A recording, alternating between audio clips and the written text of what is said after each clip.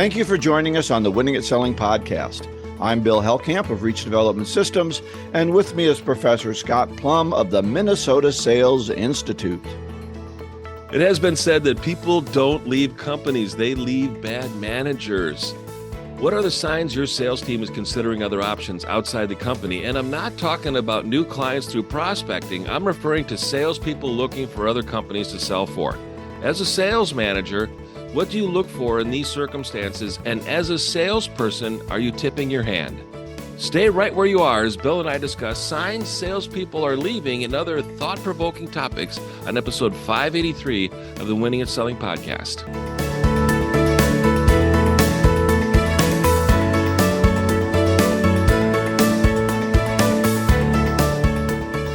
Well, one of our most popular recent podcasts, Scott, has been Should I Stay or Should I Go? I see that, yeah. And so this is going to dovetail pretty well. This is from the other side of the aisle, looking and saying, okay, managers, what are the signs that people are getting ready to bail on you? Exactly. Yep. And as a salesperson, are you really tipping your hand? Are you showing signs that you're not as committed as you should be? We'll talk about that after we get over the book, Bill. I've been fired once, and I was fired once. I knew it was coming, so about 3 days before I felt it. Yeah, yep. I've been fired more than once, Bill. Yeah, well, I didn't know it was coming. That's right. No, I'm pretty sensitive to when I'm screwing up. So anyway, let's talk about Spin Selling by Neil Rackham, our book club. We're on chapter 2, Obtaining Commitment, Closing the Sale. And I thought, why the heck is he starting at the end of a sales process? Because Scott, I'm a process-oriented guy. I start with opening and then discovery, and he's starting with the end. I thought, why is he doing this, right? I think I know where he's going, because I think I know how the movie ends with this book. Well, I thought the interesting thing was what I came up with is why he started with this, is how much pushback he got from sales managers and sales leaders who were valuing closing as the most important part of sales. And if you're a good closer, and remember, we got Glenn Ross, always be closing, ABC. Yep. That's an old saw in sales. Always be closing, close often, close it. Tom Hopkins, 500 different ways to close the deal. And if we close them, they'll succumb, they'll fall over and go, fine, just give me the thing, right? Exactly. And what Neil's saying in this is what his research told him was on a small or insignificant money-wise sale, closing is effective because people are like, okay, fine, it's $20. I'll just, it's just easier to not fight about it. But on big and important sales, or sales with people who are professional, or sales where you wanted a long-term relationship, it didn't work. And closing didn't work because people are too smart to be pressured into a high purchase decision. Now, car dealers might differ with this because they use a lot of closing, but I think most of the people we talk to, most of our audience, they're doing a lot of business to business, and it's that long-term relationship that we want. And if I feel I've been closed, I feel it's been pushed into it, I'm probably going to rebel. So what were your thoughts on this chapter? I think you reminded me of the sayings that, people love to buy, but they hate to be sold.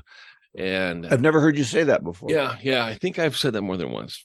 and as you were kind of summarizing the chapter, this was a long chapter. I think of all the chapters, I think this is the longest. So for those of you that didn't complete it, you're going to have an extra week before we cover chapter 3, because we've got a guest next week. But as you were talking, Bill, I was thinking about the connection between spin selling and the challenger sale, because Neil Rackham, the author of Spin Selling, wrote the foreword to the challenger sale, and we're seeing some commonalities between it. And I think that he's putting sales, Neil is, in the front of the book of Spin Selling, because he wants to draw a contrast between high pressure salespeople and salespeople that focus more on the investigation, the interview step, which is your favorite step of the sales process, if I've been listening along, Bill. And when they do a study between here's how effective closing techniques are constantly in a sales transaction, and how the salesperson is not interested in closing techniques, how they were more effective when they were not interested in closing techniques. They were more interested in other steps in the sales process. And when you talk about being fired, I think about some of the jobs that I had when I did give my notice, and I was in that 2-week kind of liminal space between two different jobs. And it always seems like my production is the highest during the last 2 weeks of my employment at a company. What are you trying to show them, that they shouldn't have fired you? Or? No, I'm just not as pressuring on sales. I'm like, hey man, if you like it, great. I'll write it up. If you don't, I'm perfectly fine. Call me next week, and I won't be there, so I won't have to deal with it. I won't have to do the work. But all of a sudden, when I don't become high pressure sales, all of a sudden I attract more customers. Mm-hmm, It's very ironic. In that. Yeah, I do think it's interesting that if we look desperate, it makes it difficult to sell. And I think if we are too pushy, especially with big customers, we're going to damage that relationship. And it's really interesting because he talks about later, as he's closing up the chapter, he talks about we're trying to obtain positive commitments. And he did some ride-alongs with salespeople who claimed they were getting positive commitments when they really didn't even know what commitment they were looking for. The guy didn't throw me out of his office, so that was really a good positive commitment. Right. He said maybe someday he'll think about possibly trying to talk to me again. That's a real positive commitment. And so he said there's 4 actions that can be taken, and I'm not going to talk about the little sale. I'm going to talk about the big sale. And a small sale, it's or you get the order or you don't get the order, right? Order or no sale. But in obtaining commitment, there's 4 successful actions that we're trying to get as we try to advance the sale. He talked about advancing the sale or continuation. And continuation was on the failure side. And a continuation sounds like this, Scott. Scott, I'll think about it. And then why don't you call me in 6 months and maybe we'll talk. That's a continuation. And too many salespeople take that as being, wow, he's really interested and we're just waiting for the time. That is not not an advance excuse. But if you don't get the order, you may get an advance. An advance is some action that moves the sale forward. And I thought these were very intuitive. These are things we're trying to do to say, okay, we've had our conversation. Now, what's the next step in the sales process? What's going to move this sales forward? And here's the 4 successful actions. Here's the 4 successful actions that he talked about. 1, getting attention. They want to investigate further or have the capability demonstrated. So maybe they want to go on a plant tour. Maybe they want you to bring a sample in, or maybe they want to see, talk to you about how you would run the consulting program, right? But there's something that says we need more information. I want to investigate that. That's a good advance. The second advance is checking that key concerns are covered. So Scott, you and I have had a good conversation here. What key concerns do you still have? And they give you some, and they have a conversation around those key concerns. Another advance is they have a conversation with you about summarizing the benefits. So Scott, here's what we talked about. Here's the 3 key reasons that you said this would be an important thing for you to do. And you get agreement on that. And then number 4 is proposing a commitment, which I might call a proposal, or I want you to quote me, do a quote for me. And it's not just sometimes a quote can be a continuation or an excuse. But yeah, go ahead and quote it. We offer to quote it. Hell, they'll let us do all the work in the world. Right. And yet we have no chance to get the deal, even though we're quoting it. So be careful that you don't misread some of these put-offs as being actual continuations, these continuations as being advances. So they can be a little bit tricky, but are we going to get some kind of a commitment out them? Yeah, let's do a trial run, or let's get together with a larger group of people. So those are 4 key commitments that they give us that are advancing the sale. What do you think about those? Yeah, I think they're great, and I love the getting their attention. I mean, that's the same goal as marketing, is to get people's attention. When we had Anthony Andorino on the show a couple of times, and he's written a few books, he says the first step is creating interest and curiosity. So there's kind of along the same lines, but I really love the process of really getting and checking on the key concerns. Those are the reasons that people are going to want to change. And then once you start getting into a conversation about intellectual, then you get to emotional. And I think we're going to be doing that in the spin selling process. And then people justify it intellectually, and rationally. The key concerns is flushing out those objections that might come later. Yeah. Always better to get those objections early so that we can deal with them rather than something festers in the mind of that prospect. And finally, they say, well, can you do this? And it becomes a challenge. Or I understand you're not good at this because they've talked to maybe a competitor who's given them some bad information. So I think we need to have better discussions. And I know that's where Rackham's going to take us. We need to have better discussions that really get to the nub of the problem or the issues that the prospect is dealing with, and not just quote them on something. Right. Let me send you a quote. As a matter of fact, I know Scott and I are working on a potential prospect, and he sent Scott a note. I can't meet with you, but why don't you send me a whole bunch of information about what you can do for us? Yeah. And Scott's answer was, well, when you're ready to meet, let's meet. And I think that's really the answer. I'm not sending you a bunch of stuff that's going to just take me time and be worthless. Right. I'm not going to put a training and syllabus outline together for you so that you can bring somebody else in or do it yourself. Or you have no idea. What am I going to train on? We haven't had a conversation. Right. What am I going to, let me show you everything I do. I'll send you the 400 pages I've written in the last 30 years and you can slog through them. Right? That's nuts. Yeah. That's, always bringing the future to the present and being able to qualify people in that first conversation to see if it's worth investing more time, and it increases your chances. Somebody that says, call me in 6 months, like you said earlier, Bill, I wouldn't put down an 80% closing percentage on that, like some people would. I might put down a 20% chance I might get the second appointment. All of a sudden, 6 months from now, we've doubled our sales if we just close everything according to the projections that salespeople have put in. That's right. It doesn't work. That's right. So anyways, we wrap up this chapter. Don't be looking for a bunch of closes that you can use. Now, I do use some closing and I find them very effective, but I've done a lot of work beforehand to have the discussion. So when I use an alternative choice close, I'm pretty confident we're looking at either starting next week or starting in 2 weeks.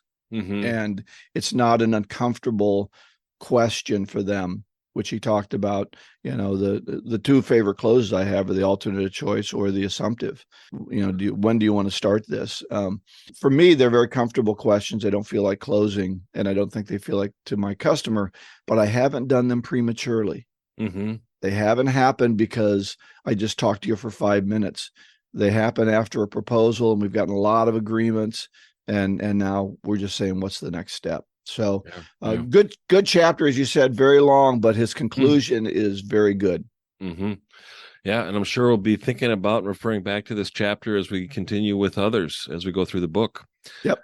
Speaking of the book, next week, no book club. We're going to have a guest. Looking forward to having Steve Keating in. It'll be our first time we've had somebody 3 times. Wow. So I'll tell you about trifecta. The trifecta. His title, we'll get to that at the end of the show. Okay. So the signs that salespeople are leaving. As Bill and I were putting together that other episode that he talked about of should I stay or should I go, I've been really kind of thinking about some of the attributes of really reaffirming a commitment to the employer, your employer, whoever you're representing. If you're an independent contractor, you're a salesperson, you've got contracts with people that you represent. And when you reevaluate that commitment, you're really talking about, am I buying what I'm selling or am I not buying what I'm selling? And when we're talking about signs salespeople are leaving, the first assumption may be that leadership is looking at salespeople to see if they're being if they're retaining them, if they're keeping them, if they're continuing to train and develop them. But there's another perspective of that, and that is the customers that you sell to. As a salesperson, the customers that you sell to want to be able to affirm your commitment or be assured of your commitment to your current employer so that they can believe all the promises that you're telling them. And if you're demonstrating signs that you've got one foot out the door or you're not 100% committed to your employer, then all of the words that you say are not going to be very credible. And customers are checking out salespeople just like customers are checking out products and companies at the same time. So one of the signs that I've noticed that a salesperson is considering leaving their employer and going someplace else is on LinkedIn. If I look at a salesperson's LinkedIn profile and they don't even say that they work at that company, that's a problem. If they are a connection of mine and I've got many connections. They don't have a phone number in there. I'm like, really? I mean, no phone number? You don't want your customers calling you? And then they'll say, well, I don't want recruiters calling me. I go, well, then why don't you put your work phone number in there? Well, because I don't want to be I don't want to be interrupted at work by recruiters. That's an easy call to take. Thank you for your call. I'm not interested in making a move right now. Have a good day, but I appreciate you reaching out to me. Building those relationships is okay.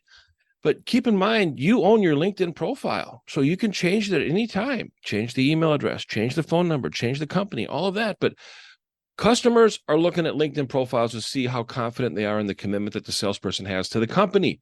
If the salesperson does not have a commitment to the company, the salesperson cannot make a commitment to a customer. I think it's interesting too, and this is a little bit off topic, but maybe not. And that is how many people don't fill out a decent LinkedIn profile. Mm-hmm. So I don't know anything about them. And it's like it's a big secret, where they went to school or what they are interested in or where they've worked before. It's like and you look at this blank page and you say, you might not even be real. Right. Exactly. And so I don't connect with these people. I did for a bit, and now I'm getting better at determining who these people are that are real and who might be fake personalities. And by the way, they're always an attractive Oriental woman that I get. Exactly. That's the most attention I've ever gotten. Yeah. And the photos always look like they were taken by a professional. Exactly. So anyway, and yeah, if I Googled searched them, I might find them in 100 other places. So right. Anyway, that's off topic, but yes, people start to change their LinkedIn profile away from the company towards their person because they're planning on jumping ship and I won't be available at that phone number anymore. Right. What are other signs then? Other signs are kind of the obvious one, a person that's constantly late when they used to be on time. Mm-hmm. I get into debates with people, what's more important, commitment or consistency? And some people say consistency is most important. I go, what happens if you're always 5 minutes late? And people know you're consistent. You're always 5 minutes late. I mean, it just shows total disrespect for everybody else in the room, but you're always 5 minutes late. So you're consistent. And this is where we get into a debate. We go, okay, how about we be consistent in our commitments? Oh, I like that because that's focused on priorities. So if work is a priority, you will show up on time or you'll be early. If you used to be early and now you're no longer early, is that because you're getting complacent and you don't have that drive, or was there a lifestyle change? And I understand a lifestyle change too, but when you're as a sales leader and you're watching salespeople modify their behavior and adjusting their routines, you're able to see that salespeople are tipping their hand. And there's sometimes it's very challenging for a salesperson to be strong and not tip their hand. But it's got to be interesting these days, Scott, where 80% of the workforce is working remotely 80% of the time. Exactly. And all you have to do to be on time for work is to go check your email at 8 a.m. Mm-hmm. and cover a couple of emails, and then you can goof off for 2 hours. Right. But people don't even bother to do that. They're telling you something, right? Yeah, exactly. Listening to somebody who, was complaining a lot before and they stopped complaining. But things made a decision. Yeah. So they just go, I'm just going to give in. I'm going to surrender, or I'm just going to tolerate it, or I'm just going to sit here until I find something better. We've seen people that don't want to support the idea of training and development to make their jobs easier, to be able to sell more. I mean, what a concept to have somebody like Bill and I work with the team to be able to feel better about your conversations, to be more effective in closing those conversations, to be able to generate more commissions. And they're like, oh, I don't want to do that. And it's always interesting when I get hired to come into a company and I'm interviewing the salespeople. It seems like about a week before we start commencing an 8-week training program, somebody resigns. Oh, why?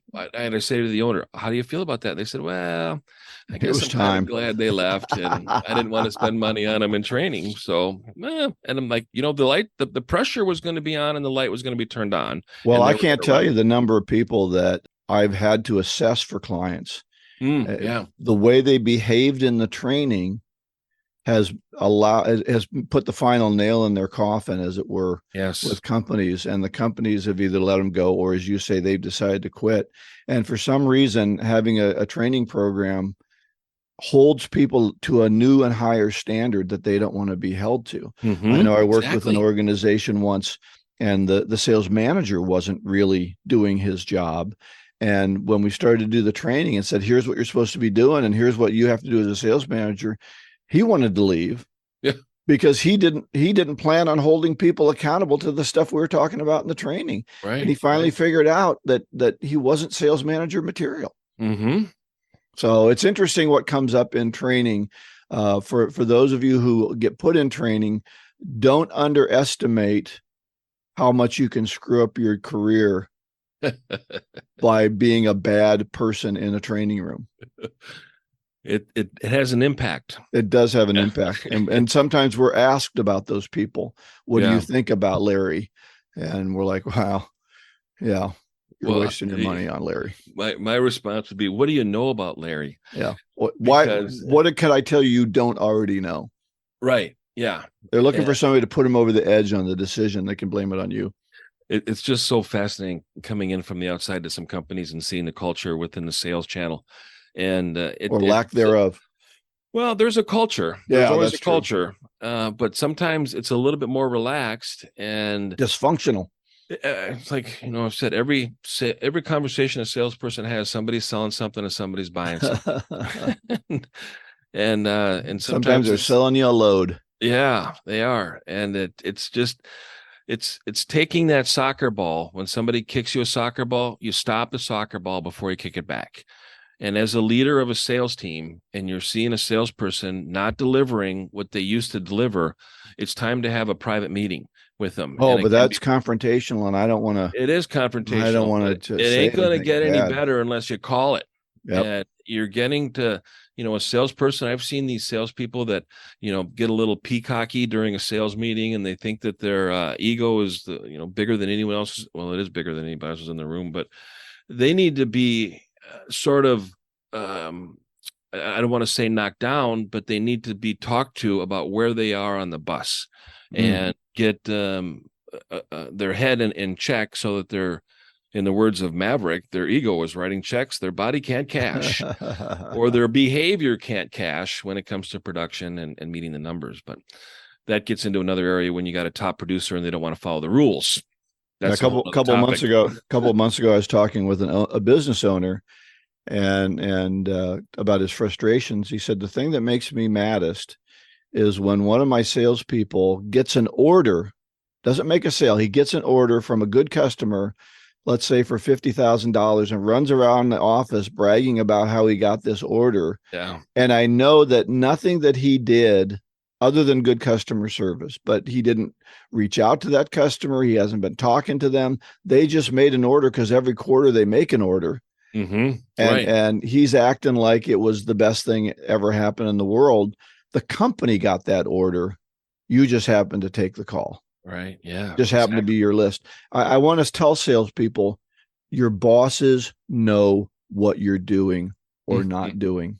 Mm-hmm. You're not hiding anything by running around the office with an order that you took and claiming that you made the sale. They know you didn't do anything different.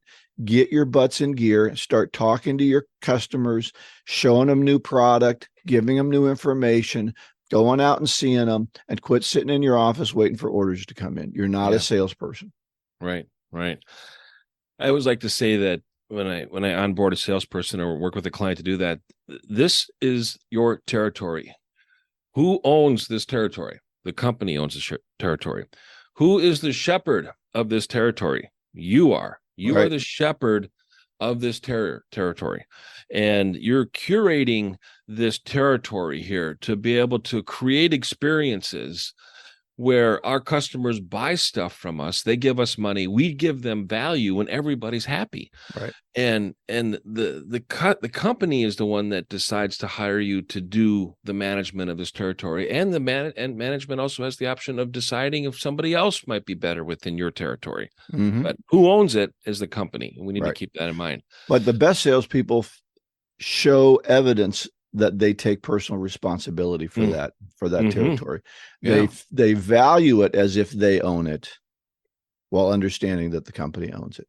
Right. But they treat it as if it was important to them and that they could do the most and maximize the use of that territory. So let's wrap up your other signs here. Yeah, just some other signs. Sometimes salespeople, they kind of bring customer complaints to leadership. And sometimes they stop doing that and they start becoming overly empathetic to the customers. So they end up becoming more loyal to the customers than the company. And you can see that happening slowly, where a salesperson is saying, our price is too high. If we lower our price, I'll be able to sell more. And I'll say, have you ever gotten into a conversation with somebody and you come in with a lower price and they still don't buy from you? Yeah. Why? I mean, if you're going to sell on price, how come they didn't buy from you? Well, there was other reasons why. I go, exactly other reasons why. So we need to be able to understand all the reasons that people consider when they end up making a change. I've come to understand that no matter how good the price, the customer will ask you for a lower one.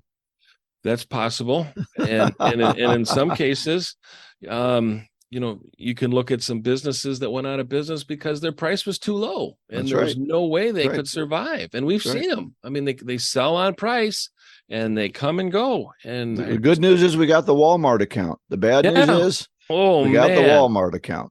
Man, I tell you, that would be a tough one to manage. I know. Salespeople not suggesting improvements. Yeah. If they're just really giving up, aren't they, Scott? Yeah, they just surrendered. They've resigned in place. And they're just waiting for something to happen. And as soon as something happens and somebody leaves the company, it's just amazing what it does to the morale, amazing it does with the leadership, that they don't have to put up with that anymore. And the more control both parties feel, the sales manager and the salesperson, when that is talked about and a decision is made. And this might be a tough topic in the timing of the marketplace right now, but leadership has got to be in charge of the sales channel. And if you're seeing stuff that you no longer want to tolerate, then have an individual conversation with those people and say, here's the type of culture that I would like to create. Yeah. Can you help me with that? And what would you like to contribute to creating a culture of sales success within the entire sales channel? Here's a thought I had when you brought up this topic. Once your heart has left a job, it is really difficult to hide the evidence or do the things that it takes or that take any kind of effort. Because your heart is no longer in it. And all these things, not suggesting improvements, valuing the customer more than the company, being late for work, all these things are just evidence that your heart is gone. And I got to tell you, for you salespeople who are thinking about leaving, you're not as sly as you think you are. There's always evidence that you're doing something. One of my kids was a great liar when he was young. And so he might still be, but he's a great guy. But you'd catch him with crumbs all around his mouth, and you'd say, "Did you eat a cookie?" And he'd go, "Be chewing on it." He'd go, "Nope." and he thought he was really being sneaky, but the evidence was all around us, and so is it for salespeople. So once you've made that decision, make the jump. Yeah, but it's not too late if you want to stay. Wake up the next morning, recommit, re-energize yourself, look for something to look forward to. And it's just amazing how you can turn that around too. So it's not too late if you want to stay and re-engage your heart. But because a lot of those problems you have with your current job, they're at the next one too. Exactly.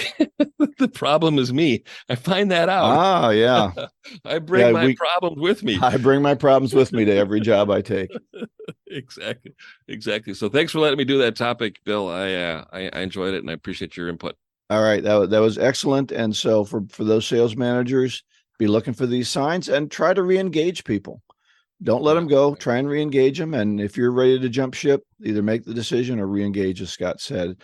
My golden nugget for this week is from Ben Stein, an author and actor. The indispensable first step in getting the things you want out of life is this: decide what you want. Until you decide what you want, you're a wandering generality.